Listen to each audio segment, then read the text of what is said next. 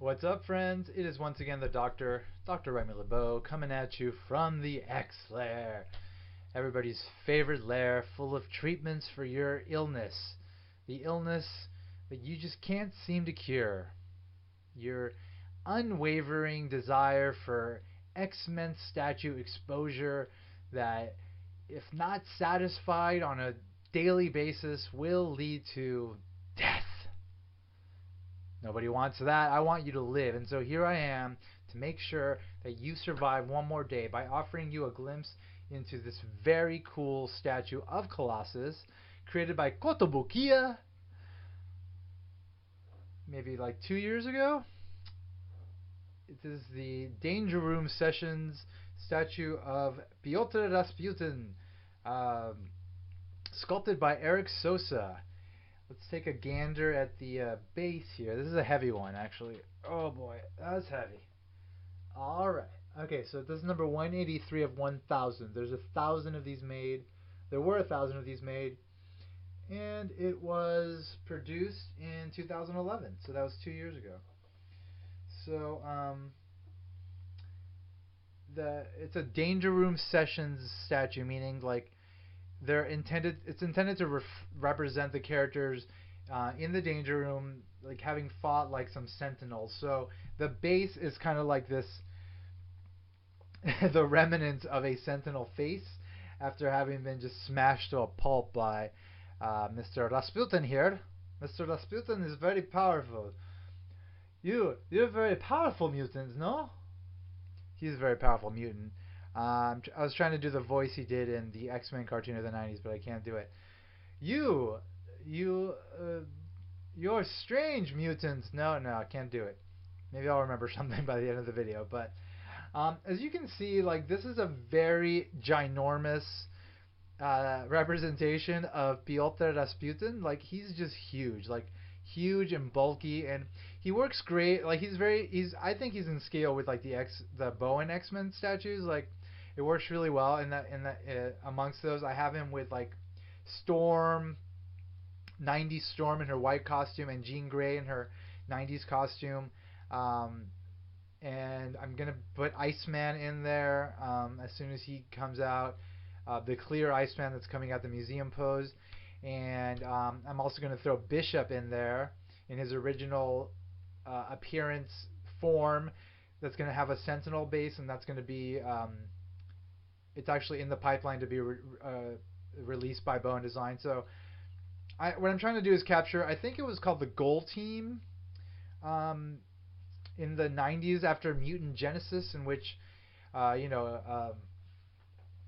#1 by Jim Lee was introduced. And then there was like the gold and the blue team, and the blue team was in this title, and the gold team was in Uncanny X-Men, and Archangel was also in the gold team. I have my Archangel currently in my X Factor display, so I'm hoping that Bowen Designs produces a museum pose Archangel statue. That would be really cool. There's been a hint that might happen, and that would be really awesome. So this statue represents the design by Jim Lee, and you can see, I mean, this is such a classic cover and such a great freaking design of Colossus. Like, nobody can draw the X-Men like Jim Lee. Nobody.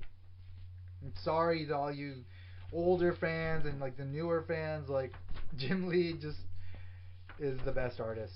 Actually, I mean, McFarlane, in my mind, Todd McFarlane is better than him, but Jim Lee is a very close second. So here's another great image of Colossus in X-Men #1 by Jim Lee in this costume. Now the difference between this and the original costume and what I pointed out in the Bowen Design statue video that I featured a few weeks ago is the belt. So this is an X belt on this one. Whereas in the original one, he's got kind of like this circular emblem that's not an X on his belt. And I think that's it for Colossus. I don't think he plays a very big role in the first story arc, because they already kind of split into the two teams. I think I might be completely wrong about that. No, they did. They split into the teams. So the only two places you see him. I'm assuming that Eric Sosa, who's the sculptor for this statue, used or tried to capture this somewhat, not exactly obviously, but somewhat. And he did a decent job. Um but nobody will ever be able to. I mean, hopefully somebody will be able to capture Jim Lee's design exactly in 3 dimensions because it's perfect. But this is a really great design, and actually, what's very cool about this statue is that it's got a replacement head. So this one has him kind of baring his teeth and like he's about to sort of kick some butt.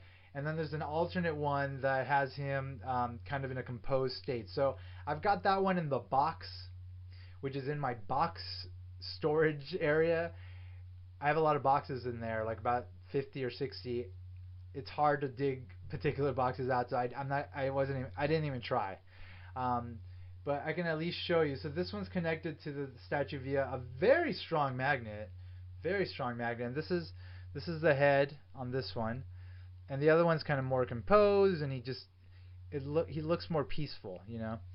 But look, I mean, this thing is just like, I mean, I can feel the force of it trying to pull the head into the statue. It's like a very powerful magnet. It's actually very well done, very well crafted. Um, so you have that sort of switch out feature for the head, which is cool. I don't necessarily always need that, but I was happy to get it with this one, because I have switched it out. Like maybe a year has gone by, and then I've switched out the face. Just to kind of throw some variety into my displays because I can do it. I might as well, right? All right, so X-Men Danger Room sessions. There's been Gambit that's been released, which I've already actually posted on my blog, a video and a series of photos for. So you can check him out. There's also a Wolverine statue, which actually has gone up in price significantly, which is hard to find now, which is part of the series. It's not my favorite Wolverine statue, so I didn't get it, and I have sufficient Wolverine statues. But people tend to like it, and it is kind of like a popular piece. There was a brown variant of that statue sneaked by Kotobukiya, but in classic Kotobukiya form, they sneak something and never released it. They've done that a few times, which is very disappointing. And that one I probably would have gotten because I like the brown costume on that particular statue. That one was also sculpted by Eric Sosa. So was Gambit, right? They recently released a Cyclops, also sculpted by Eric Sosa. Looks great. And what else is in the Danger Room Sessions series? That's all I can think about right now. They've recently sneaked an Iceman statue, so there might be an Iceman statue coming as well. Um, so I mean, they're continuing to release these. They do a good job with them. Eric Sosa, he sculpted Beast, the Blue Beast, which I may have posted already on my blog. I may not have. For Bowen Designs, he also sculpted the not the Kotobukiya, the Bowen Deadpool statue, the original Deadpool statue. He sculpted that one. So he's a talented sculptor. He does great work. And then he's moved on to Kotobukiya. Now he seems to be working for them exclusively, at least for now. So all of these statues are coming out really well because the guy is very talented. The only thing that's a problem is sort of the production quality of these statues. Sometimes you'll get bad paint jobs. Oh, there was a Psylocke statue produced also in the Danger Room Sessions series. I like that statue, but the paint job on it is atrocious, or at least it was for the one I got, and that seemed to be pretty consistent for a lot of the ones that came out, so I chose to get rid of it. But if it had had a good paint job, I would have kept it because it's a really great statue. All of these are designed really well, like I said, and I'm sure like the entire set looks really great together. I don't need the entire set. I like having this one with my Bowens to try to complete my blue team, my gold team, and it does the job for me. So I don't need the whole Danger Room Sessions series of statues. Like I said, Eric Sosa really talented. He also sculpted a Deadpool for Kotobukiya, which is really nice. And I have the X-Force variant on that one, which I'll be featuring at some point in the near future. And he also did the Warpath statue, which I think I might have featured already. At least the one that I got repainted into his X-Men colors, the red and blue colors. Um, so the guy, he's working a lot for Kotobukiya. He does a really good job. This is a great statue. I love it. As far as this one, as compared to the Bowen one, I like the Bowen one better. I'm going to do a comparison video of the two at some point in the near future, so stay tuned for that. All right, so like I already mentioned, the base is really cool. So the other bases, at least the first couple, like Gambit and Psylocke, have light up features. Like you can put batteries in them, and they have like LED lights in them, and they look really cool. But I don't necessarily need that in a statue. And this one didn't have it, which I was cool with, which is fine. It doesn't need it. At least I don't think it needs it, because it's a sculpt that's important, and it just needs to look impressive and have a really sort of impressive presence, and it does. It's like bulky, it's huge, it's powerful, it's dynamic, it's great. Um, the only thing I kind of have a slight problem with, I think, is the paint job. I feel like the yellow and the red could have been deeper. Like the red could have been a deeper red. The yellow could have been like it looks a little bit dulled, and I think that might hurt it a bit, but not too much because it's a great statue. So I'm just giving my overall critique of it. I mean, I love the sculpt. Like the legs are super bulky. All the metal parts. I mean, the physique is fucking is freaking awesome. It's got like all the lines on it are sculpted really well and drawn in really nicely. Um, and then he's got like kind of like these cuffs, these like wrist cuffs that go up to his hands, which are really nice. The hands are sculpted very nicely. The back, there's so much like striations in the muscle and like and shaded really nicely. Everything's superb. Like the belt is really cool. It like protrudes out, and it's got the of course the the, the rectangular X emblem, which is very nice. Um, the boots are ginormous, and they're like the I can't really see them in the Jim Lee cover, but they're definitely the Jim Lee boots. Um, I mean, it's a great statue. It's a great design. It's a great sculpt. Uh,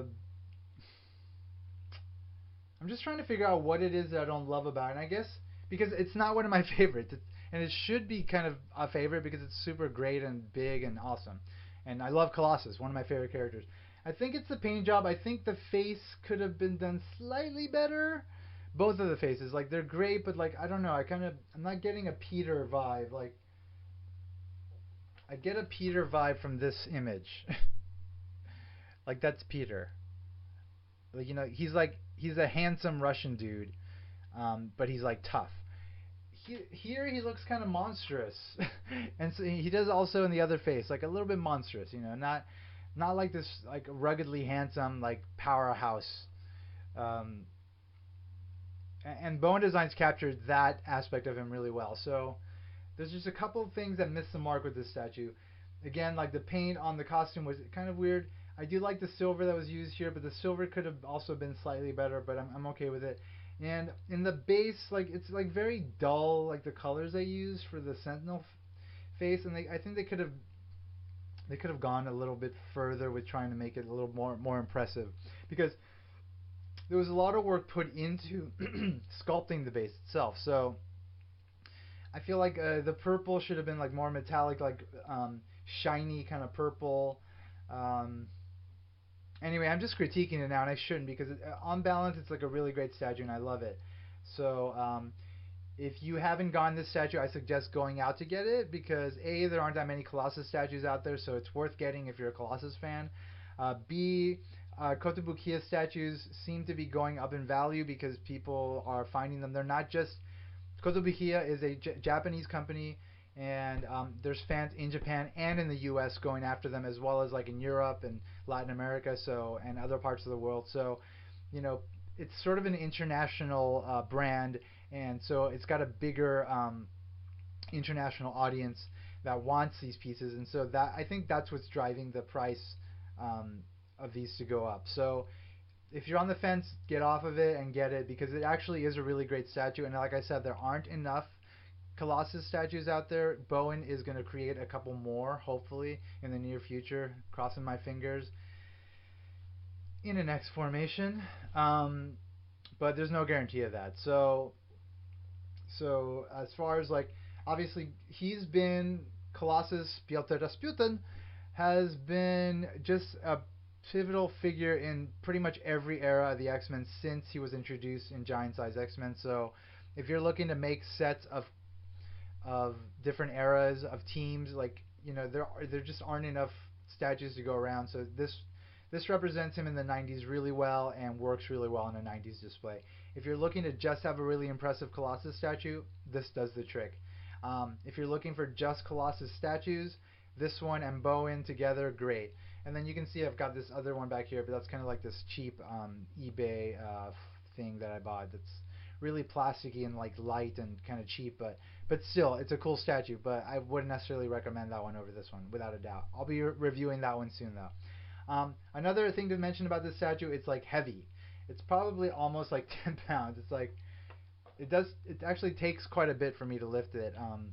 Not quite a bit. I mean, I've got some strength, but he's a heavy guy. He's a heavy guy. I would try not to put him in an, if you have him, don't put him on a shelf that can't handle too much weight. Actually, he would probably do well in a detail, but I wouldn't put other statues in the same shelf in the glass case. Actually, no. I would check the weight capacity of each shelf before putting him in there. Don't take my recommendation to put him in a detail, because that may not be the best option. I don't know. I haven't seen what other collectors have done with him. I have not put him in a detail. Well, I'll just give him one last spin. You can see he's just like bulky and huge and powerful, and he is Colossus. He is Colossus. All the slight flaws that I mentioned aside, like he's still just a great statue. He's very dynamic, a very dynamic pose, very powerful pose, capturing Colossus's power very well, and that's what you want from a Colossus statue. That you're going to have in your collection, representing one of your favorite characters. You want him to be powerful and imposing and just like a powerhouse, because that's what Colossus is. He's the muscle. He's like the X-Men muscle, and if there's one thing that this statue did really well at capturing, it's muscles. look at these muscles. Look how huge his back is. It's just ginormous, like bulky, thick, big, awesome. And for really, like, the criticisms that I made are just criticisms for the sake of criticism, but on balance, I love this statue. It's fantastic. I'm very happy to have it in my collection. I will never get rid of it unless I go bankrupt. And the bank repossesses everything I own, including my beautiful statues, at which point I will... I don't know what I'll do. Let's not even consider that option, shall we? Alright, folks, thank you so much for checking out my video and my blog. My blog is X-Men Statues of Future Past.blogspot.com. My YouTube channel is Dr. Remy LeBeau's X-Lair. And as always, X in the box, because ain't nobody checking me. I'll catch you all very soon. Take care. Bye-bye.